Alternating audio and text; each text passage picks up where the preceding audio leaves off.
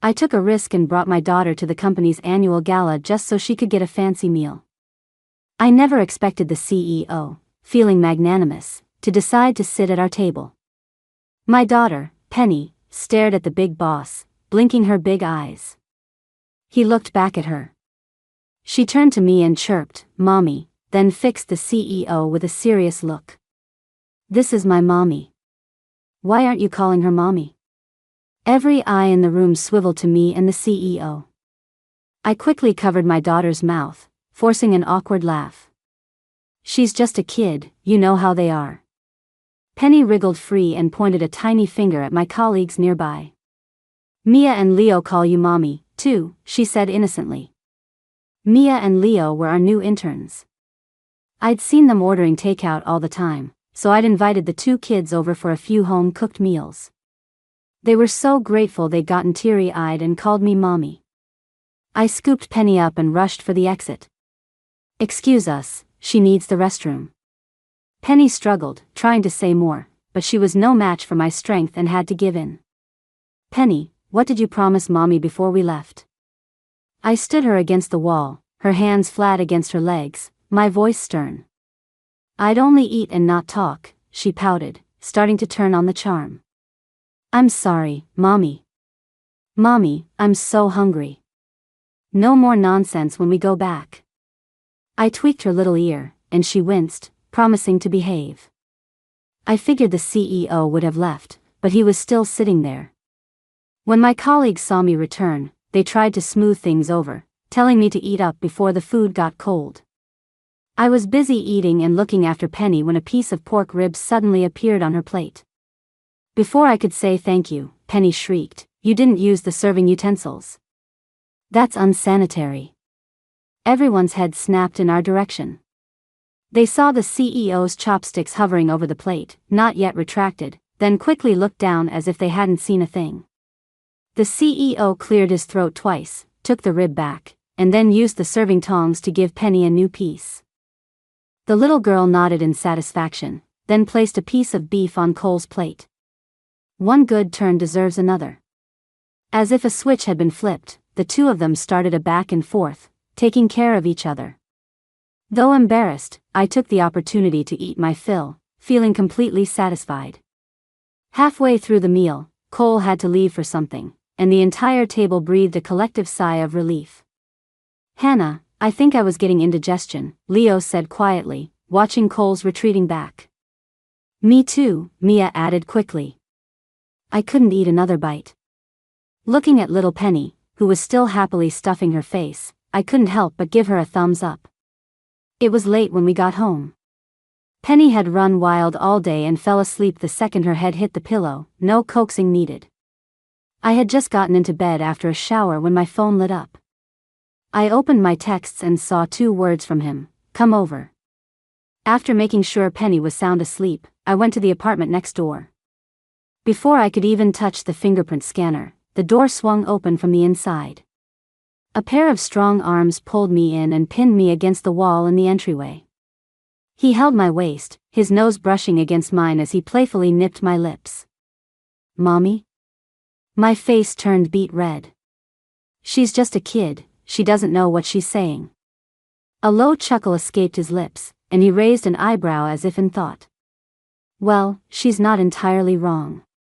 Then he swept me into his arms, and the next thing I knew, it was 8 in the morning. I scrambled to get dressed, terrified that Penny would wake up and not find me. Cole leaned against the headboard. "I already had someone go over to your place." "Who?" I asked. He frowned. "Those kids you adopted at the office." A second later, my phone rang. It was Mia. "Hannah, Penny's still asleep. Don't worry about your business trip, I've got her." Knowing Penny was being looked after, I finally relaxed, my movements slowing.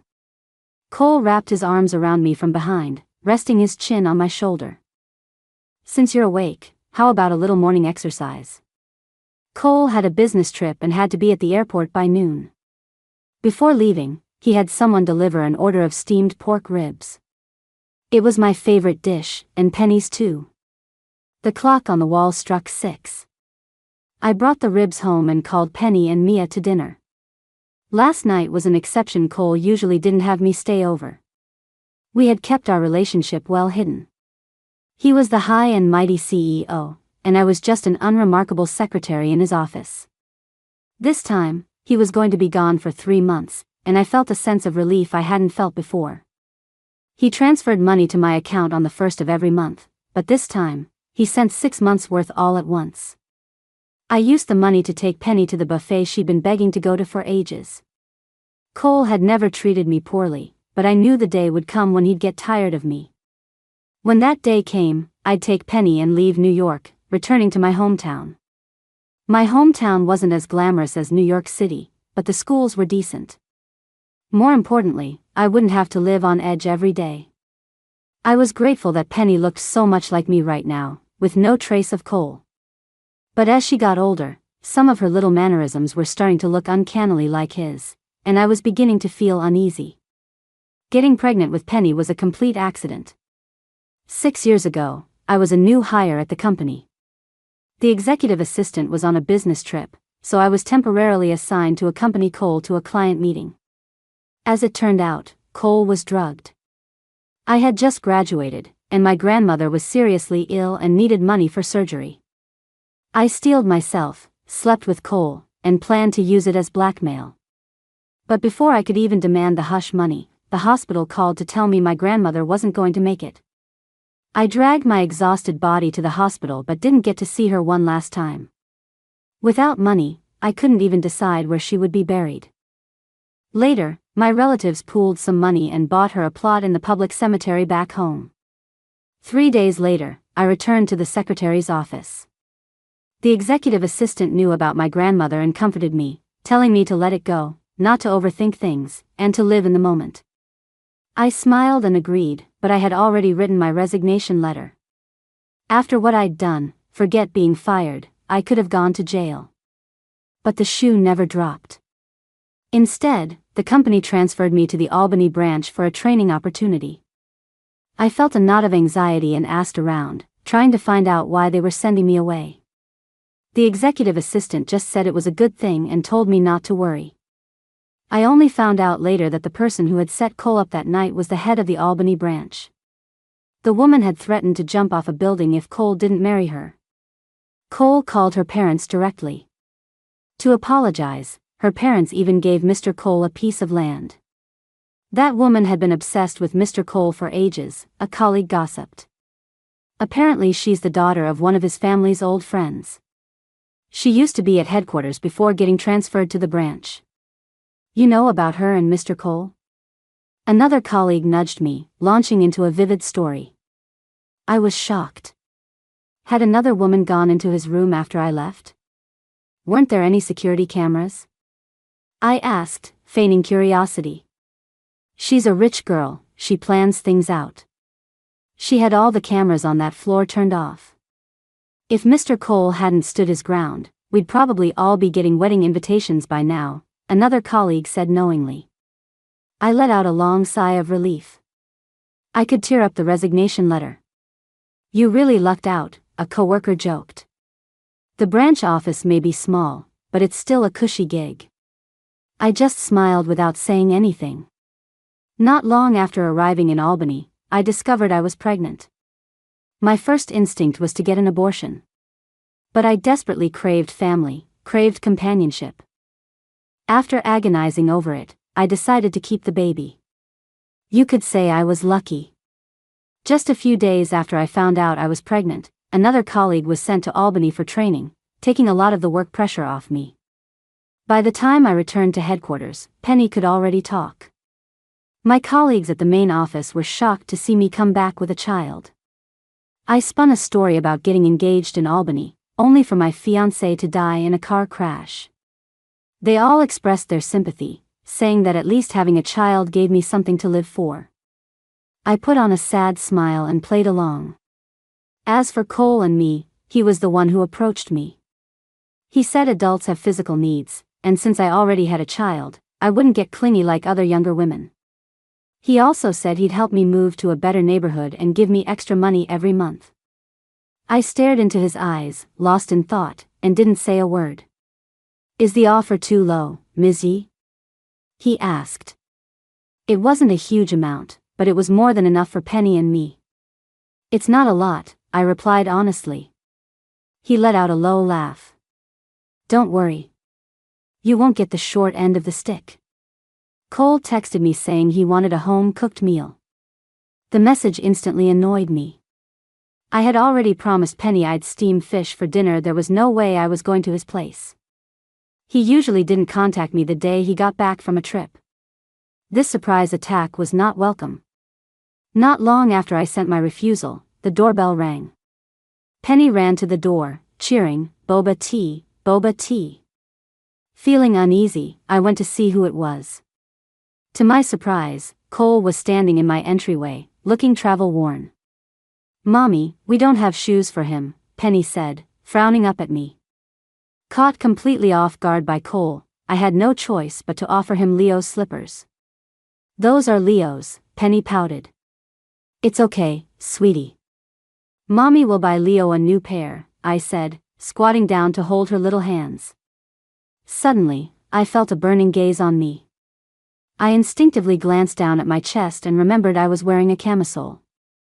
Just as I was flustered, the doorbell rang again. Cole casually opened the door and took a foil-lined bag from the delivery driver. "Boba tea." Penny cried happily, reaching for the bag in Cole's hands. Cole took off his shoes but ignored Leo's slippers. With the bag in one hand and the other in his pocket, he walked into the living room. Penny followed him like an expectant puppy. He slowly took out the tea, inserted the straw, and gestured for Penny to hold the cup with both hands. The little girl's eyes were glued to the boba. She did whatever Cole said until she finally had it in her hands. She took a huge slurp and let out a sigh of pure bliss. "Mommy, can I drink my tea while I play on my tablet?" she asked, her eyes pleading, "Don't say no." I nodded, and she dashed off to her room with the tea. Once her door was shut, I finally had a moment to deal with Cole. For once, I didn't call him Mr. Cole. Instead, I said, "Cole, why are you at my house?" He took a sip of the other tea from the bag. "Too sweet," he commented. Then he walked to the entryway, dragged his carry-on suitcase inside, and announced, "I want to take a shower." He said it so naturally, as if he were in his own home. I made a childish attempt to push him out, but he just pulled me into his arms. "Be good." Raising a child costs a lot of money. Cole's tone was light, but there was no hint of a smile in his eyes. "Isn't that right?" His words were like a slap in the face, waking me up. He showed me the slightest bit of kindness, and I'd already forgotten my place and started acting entitled. "Good girl. I'm going to take a shower," he said, releasing me with a lazy smile. With an extra adult for dinner, I took more ingredients out of the fridge, my hands moving mechanically while my mind was elsewhere. I had changed into a simple cotton pajama set. Suddenly, a pair of damp arms wrapped around my stomach, and wet hair tickled my ear. "I've never seen you in pajamas like this," Cole whispered. I always kept silky camisoles and nightgowns ready to please him. This was the first time I'd ever let him see my dressed-down, at-home self. "Mommy." Penny's voice grew closer. Cole shot back as if he'd been electrocuted, putting distance between us. "Did you finish it all?" I asked. "No," Penny drew out the word. "Mommy said I could only have a little, so I only had a little." "Good girl." I wiped my hands on my apron and stroked her head. "Penny, why don't you go look at a picture book for a bit? Dinner will be ready soon." After the boba high wore off, Penny's interest in Cole resurfaced. "Mommy, who is he?" I glanced at Cole, momentarily speechless. "I'm your mommy's coworker," Cole said, squatting down to her level. "Do you know what a coworker is?" "I know." "Like Leo and Mia," Penny said, preening, as if waiting for praise. "Not exactly the same." Cole was about to say more, but I cut him off. "Penny, why don't you let the uncle read you a storybook?" The moment the words left my mouth, I regretted my impulsiveness. I watched him nervously, and he frowned slightly. I quickly tried to backtrack. Mr. Cole, if it's not convenient. Let's go, he said, crossing his arms. I've read to my friend's kid before. I let out a sigh of relief, a little choked up. This was the first time Penny had ever spent time with her father. After dinner, Cole coaxed me back to his place. Even though we'd been intimate so many times, I still felt nervous when we were alone. How old is your daughter? He asked. 4, I said, shaving a year off. Was she a C-section? Cole asked. My hand instinctively moved toward my C-section scar, but his hand got there first, covering mine. We had held hands countless times. In our most passionate moments, I would cling to him like a vine, his palms scorching hot. He tightened his grip. Did it hurt, giving birth? I feigned calmness, terrified of what he might be implying. Did he know? It would be a lie to say it didn't hurt, but since he's gone, I needed something to remember him by, I said, using my fabricated ex-boyfriend as a shield. Cole squeezed my hand tightly. You two must have been very close. I couldn't read his tone, but the pain in my hand told me he was not happy. I don't want to talk about the past, I said, pulling away from him. I have to go. I can't leave Penny home alone. He didn't say anything, just leaned back against the headboard, the dim light casting a shadow over his face. I couldn't see his expression, but it was clear he wasn't going to stop me.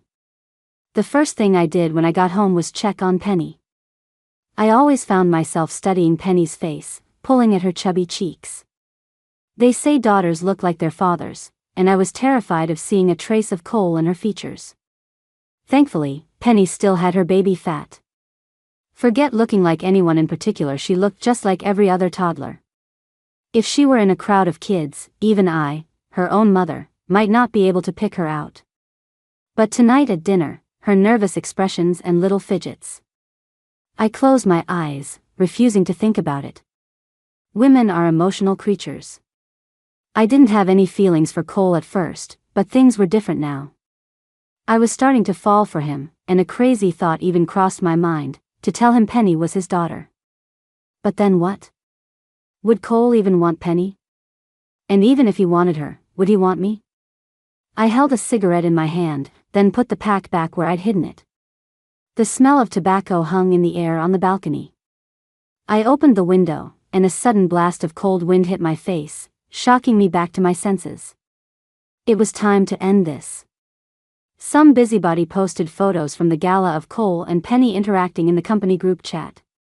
You guys, you don't think Hannah's kid is Mr. Cole's? Even though it was worded vaguely, everyone got the implication. No way. Hannah's so plain and simple, not Mr. Cole's type at all. Don't spread rumors. Hannah's fiancé passed away, the baby was born after he died. An older employee jumped in to defend me. You people need to watch your mouths. It's bad enough that little Penny doesn't have a father, and now you're spreading dirty rumors. Please be mindful of your words. More and more colleagues started speaking up for me. I can't believe these people, Mia said, even angrier than I was. How does Penny look anything like Mr. Cole? Penny is adorable. Leo added, puffing out his cheeks. Mr. Cole is nowhere near as charming as Penny. Just as Leo finished his sentence, Mr. Cole cleared his throat behind him. Standing next to him was a client, trying to stifle a laugh. Our Mr. Cole has the natural air of a king, Leo said, his expression unchanged. We wouldn't dare to like him, we can only admire him from a distance. Then he turned around as if it were the most natural thing in the world. Mr. Cole, you're here. Cole gave him a long, hard look before striding away. That scared me to death, Leo said, leaning on Mia. How does Mr. Cole walk so quietly? Mia, can you take this file to Mr. Cole for me? Leo pleaded, looking pitifully at her. If you're too scared, what makes you think I'm not? Mia shoved him away. And get off me, don't take advantage. Leo's pleading eyes then turned to me. Great. It was finally time for me, the person at the center of the storm, to step up. Cole, is she really your daughter? Do you believe that? I raised my hand to knock, but stopped when I heard their voices from inside the office. I'm not a fan of kids, Cole's cold voice said. Especially whiny little girls. I can't stand them. I stood frozen outside the door, my face pale. So he didn't like kids at all. Then why did he read to Penny? Composing myself, I knocked on the office door. Mr. Cole, there's a document that needs your signature. Come in. He took the contract from my hand, and after signing it, said, Hannah. Don't bring your child to the office again. Your salary isn't low.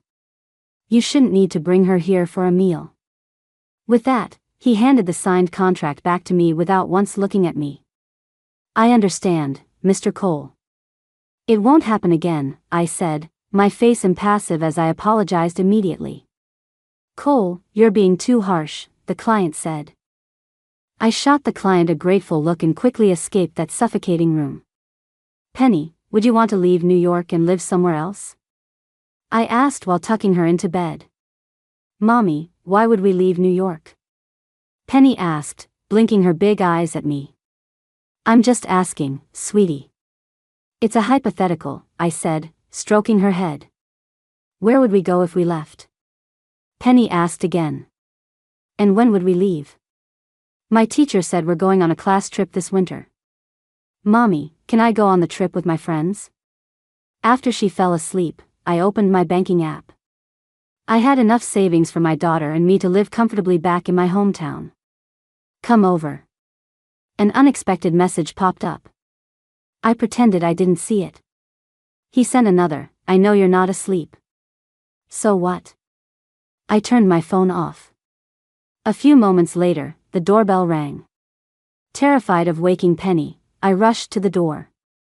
Cole was standing there again, a slight smirk on his lips as if to say he knew this would happen. Mr. Cole, please stop coming here unannounced, I said, looking down. Having a strange man in the house isn't good for Penny. Are you angry? Cole grabbed my hand, but I shook it off. Because of what I said this afternoon? I'm not angry, I said. He grabbed my chin, forcing me to look up at him, his tone mocking. Just because I wouldn't let your daughter come to the office? You eat my food, you live in my building, what more could you possibly be unhappy about? I can find it cute when you throw a little tantrum, Mommy, he said, tracing my jaw with his other hand. But too much of it, and I lose interest. He threw me over his shoulder, found the master bedroom with practiced ease, and tossed me onto the bed. No, Mommy. Penny's cries came from outside the door. Cole just smirked and locked it, pinning me down with one hand. Mommy, open the door. Penny's fists were small, and her banging wasn't loud, but each thump was like a knife twisting in my heart. Cole, what the hell is wrong with you? I struggled desperately. Penny is crying. I met his dark eyes, which were like pools of ink, his whole demeanor that of an unfeeling machine. Can't you hear the child crying? I kicked out at him, but he caught my foot with his other hand. I don't like it when children cry, he growled, leaning in like a rabid dog, his breathing heavy. I much prefer it when you cry. Catching him off guard, I bit down hard on his hand. He wasn't expecting it and reflexively pulled back to look at the bite mark. I scrambled free, unlocked the door, and swept Penny into my arms. Mommy, I'm scared. I dreamed a big bad wolf took you away, Penny sobbed, tears clinging to her eyelashes. Mommy, can I sleep with you tonight, please? I kissed her forehead and nose. Dreams aren't real, Mommy loves Penny the most. I started carrying her toward her room, but Penny resisted. Mommy, I want to go to your room. Penny, Mommy will sleep with you, I said, hoisting her little bottom up. Don't be scared. Penny slept restlessly for the rest of the night, her eyes fluttering open several times to make sure I was still there.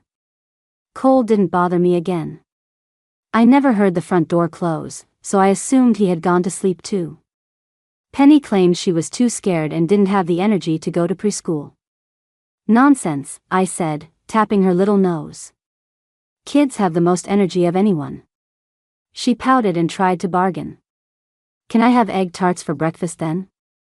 I haven't had them in so long.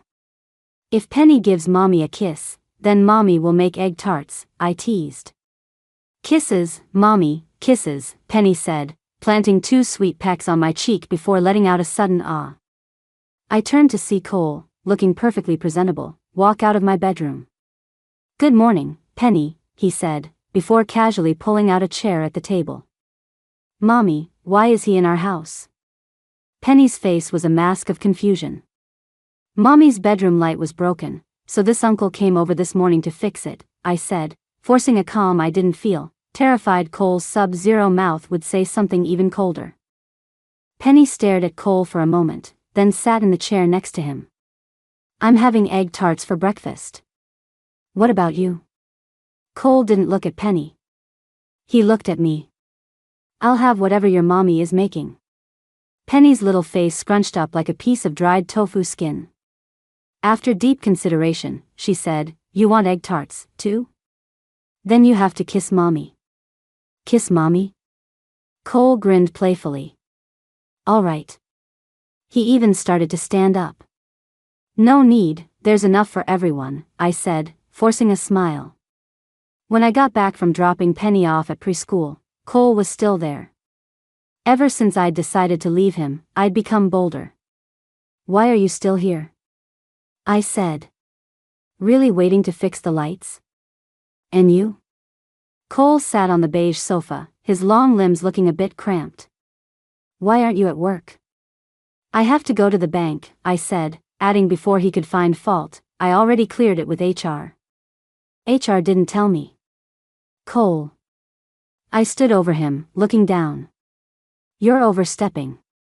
Or maybe, I bent down to meet his gaze. You've fallen for me? I think you're overthinking things, Ms. Yi, Cole said, rising from the sofa. We business people always want to maximize our benefits. Your cooking is very good. I'd like you to be responsible for my 3 meals a day as well. Thank you for the high praise, Mr. Cole, I said, turning my back to him.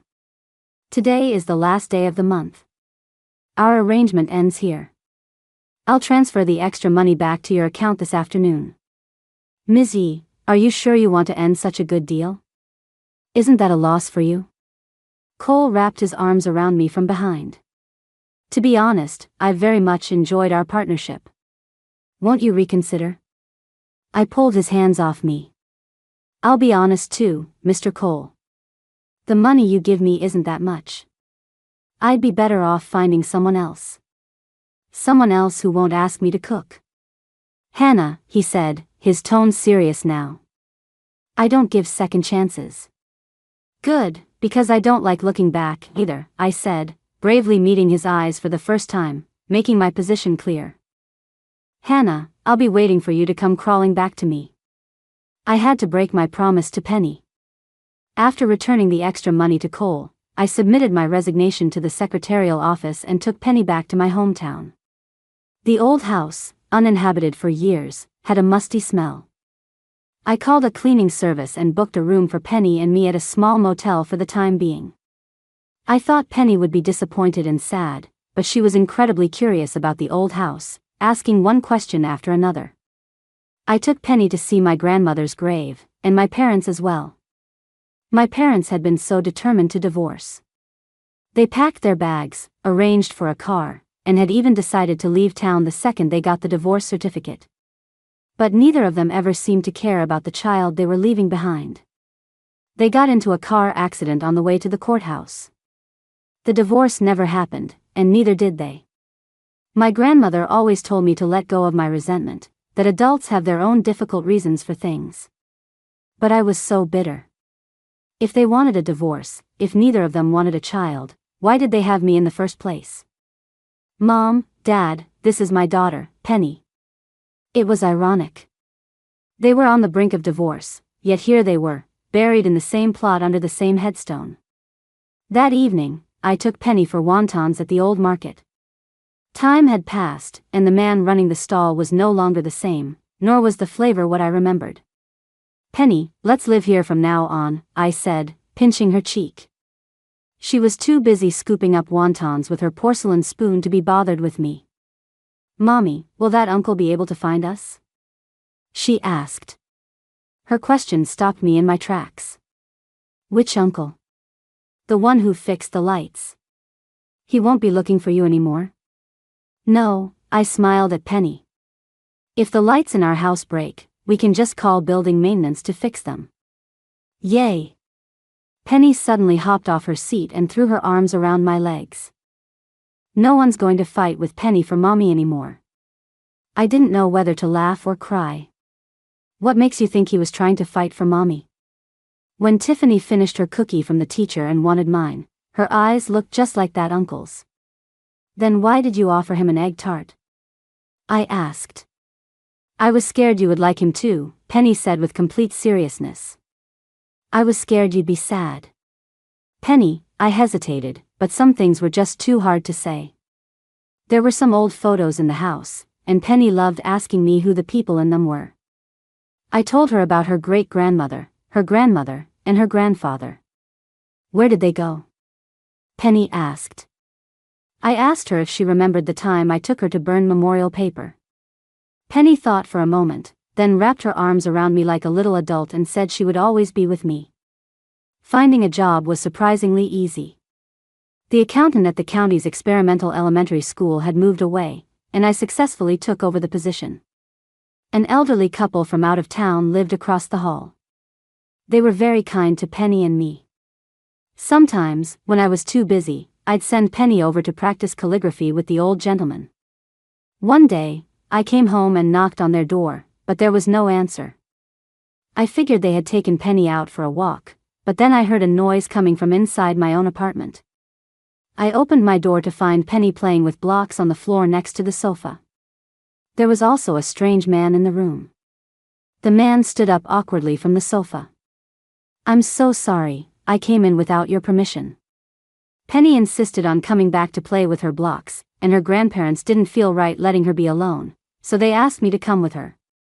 It turned out he was the grandson of the elderly couple across the hall.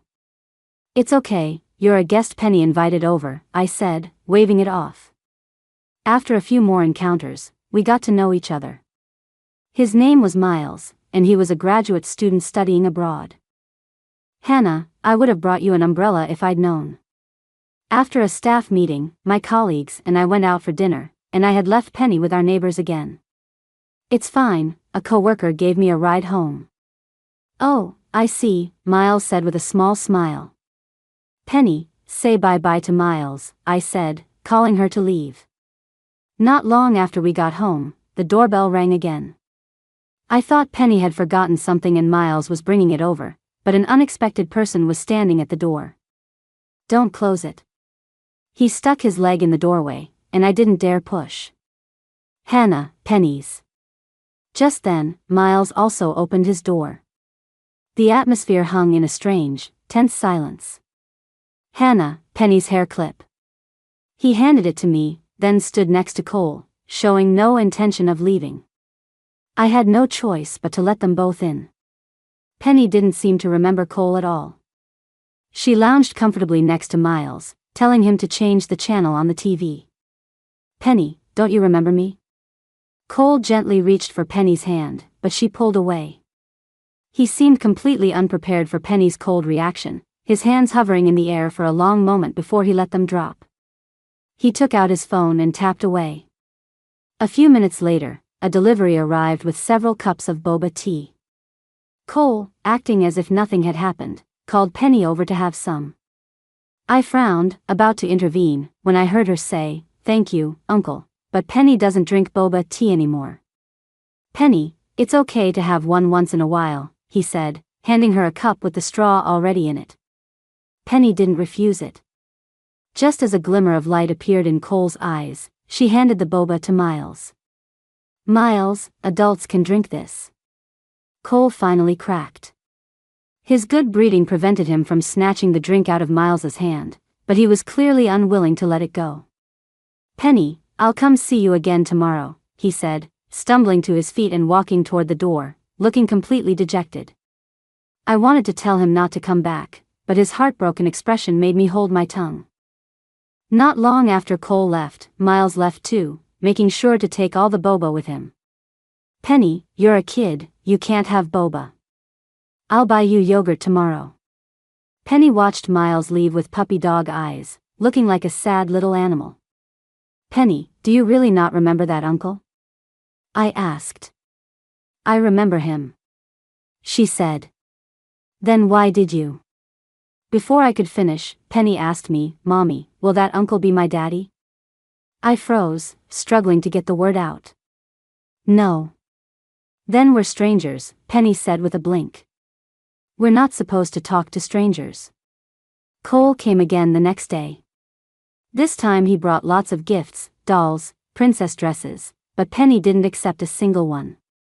At his wit's end, he looked at me with pleading eyes. Panic set in. Why was Cole being so nice to Penny? Did he already know she was his daughter? I thought back to the conversation he'd had with his friend. Could he have impulsively gotten a DNA test? I quickly dismissed the thought, because he then said that if I was willing to come back to him, he would raise Penny as his own daughter. You said you don't give second chances, I said, smiling as I pushed his hand away. I regret it, he said, pulling me into a desperate hug. I really regret it. My arms hung limply at my sides as he held me. But I don't. Cole looked at me in disbelief, then kissed me clumsily, trying to force my lips open, but I remained cold and unresponsive. He pressed my hand against his chest. Can you really not feel anything at all? I didn't say a word. I just held up my smartwatch to his face. Heart rate, normal. Hannah, you're cruel, he said, his eyes filled with a dark emotion. Leaving me, you haven't regretted it for a second? No regrets, my voice was quiet but firm. You win, Cole said, rubbing his face hard. I, Cole, will only stoop this low once. Cole's arrival was sudden, and his departure was just as abrupt.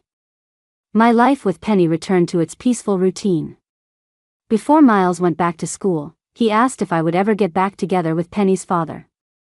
Penny's dad seems like a pretty powerful guy, he said, scratching the back of his head shyly. If you're not going to reconcile with him, my family and I really like Penny, and, well, you see. We might get back together, I blurted out, not correcting his assumption that Cole was Penny's father. That makes sense, he said with an awkward smile. Who wouldn't love you, or love Penny? When Miles went back to school, Penny clung to his leg and cried for a long time. Penny, it's not like I'm not coming back, Miles said, holding her in his arms, not knowing whether to laugh or cry. How about you come abroad with me? I'll find a preschool for you there. Penny took him seriously and told me to pack her bags, which made me so mad I punched Miles twice. When the seasons changed, Penny caught a cold. Her fever kept coming back and wouldn't break. I took her for a checkup. The doctor's expression was grave, and he said they needed to wait for a consultation with specialists. Mommy, when are we going home? Penny leaned against me, listless. My heart plummeted. I swallowed hard several times, my mouth as dry as sandpaper. Doctor, does she need to be admitted? I asked, my voice trembling. Have a family member bring some clothes over, the doctor said. We don't have the final results yet. Okay. Penny, you be a good girl here with the nice doctor. Mommy's just going to the restroom, I said, shooting the doctor a pleading look as tears welled in my eyes. I rushed to the restroom, covering my mouth so I wouldn't sob out loud. My Penny. My daughter. Thankfully, after the specialist's consultation, it turned out to be nothing serious. I let out a huge sigh of relief and collapsed onto the floor, unable to calm myself for a long time. The lead specialist stared at me for a while before asking uncertainly, "Excuse me, is your mother Eleanor's son?" I hadn't heard that name in so long.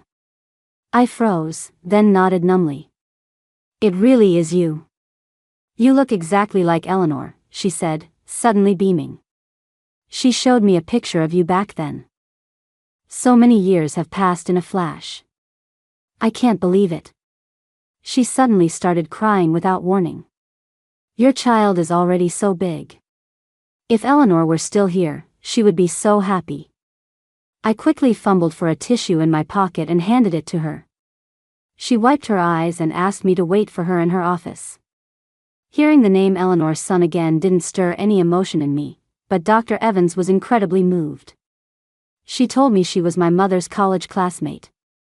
Eleanor was always a top student, Dr. Evans said, looking at me, but I felt like she was looking through me. If it weren't for the car accident, your mother would be far more accomplished than I am today. All I knew was that my mother was my mother. I knew nothing else about her. When she and your father decided to divorce, she had already been accepted into a master's program, Dr. Evans sighed. She married your father right after college and had you soon after. Going back to school was a difficult decision for her. A bunch of us tried to persuade her to leave you at home. Dr. Evans's voice was filled with guilt. A person only has so much energy. It's impossible to raise a child and study at the same time. Hannah, a child is always number one in a mother's heart. When the child is around, the mother always puts them first. Between you and her future, we advised her to choose her future. But, Dr. Evans said, her voice thick with emotion, your mother insisted on taking you with her. I stood there, stunned. Dr. Evans, you must be joking. When they divorced, neither of them wanted me. Impossible, Dr. Evans said, her expression serious. Your mother called me herself. I saw my mother packing her bags with my own eyes. She and my dad went to the courthouse only after their luggage was packed, I said with a helpless smile. That can't be right, she said, looking utterly confused. She even asked me to help find a preschool for you. In a flash, something clicked. Dr. Evans, I need to take Penny home from the hospital first. I'll bring her to see you in a couple of days. When I got home, I couldn't wait to open the door that had been shut for so long. After my parents' accident, their luggage, along with their past, was sealed away in that small room. The latches on the leather suitcase were rusted. With a crisp click, the contents of the suitcase were revealed to me, along with my mother's clothes were mine. A lake blue leather-bound notebook lay quietly among the clothes, its cover faded. I carefully opened it. The smudged ballpoint pen ink not only chronicled my childhood but also the complex worries of a mother. Hannah can talk now. Her voice is so sweet. Maybe she can be a broadcaster someday. All my classmates have jobs, but I have Hannah. Will Hannah resent me for not having a job? What should I do? Her dad has been coming home late recently. What is he doing out there? I feel more and more insecure. He and I are fighting over Hannah. Hannah has to come with me. I couldn't finish the diary. I couldn't bring myself to turn another page. All these years, what was I even so angry about? Penny touched my face with her small hands. Mommy, why are you crying? Penny, Mommy is the dumbest person in the world. No, you're not. Mommy is the smartest person in the world, and so is Penny. Winter break finally arrived. So much had happened this year. Miles came back from his studies, and Penny became his little shadow, not even wanting me, her own mother. Cole, true to his word, never contacted me again. On New Year's Eve, I took Penny to visit the graves of my parents and grandmother. That night, for the first time in forever, I dreamed of them. In the dream, my young parents were arguing over me, neither willing to give up custody. Later, my father relented and let me go with my mother, on the condition that she wouldn't hide me from him. The scene shifted to the day of their accident. My grandmother told me to go see my parents one last time, but I stubbornly refused. After that, whenever my grandmother mentioned them, I would cover my ears, unwilling to listen. I didn't understand the complex look in my grandmother's eyes back then, but in the dream, as an observer, I saw it with perfect clarity. Everything around me spun like a carousel. I desperately chased their fading figures until I suddenly heard Penny's voice. It was the first day of the new year. Mommy, Happy New Year. I wish you great fortune. Penny, dressed in red long johns, scrambled into my arms. I wiped the tears from the corners of my eyes and hugged her tight. Happy New Year, my love. From now on, every year was going to be a happy one.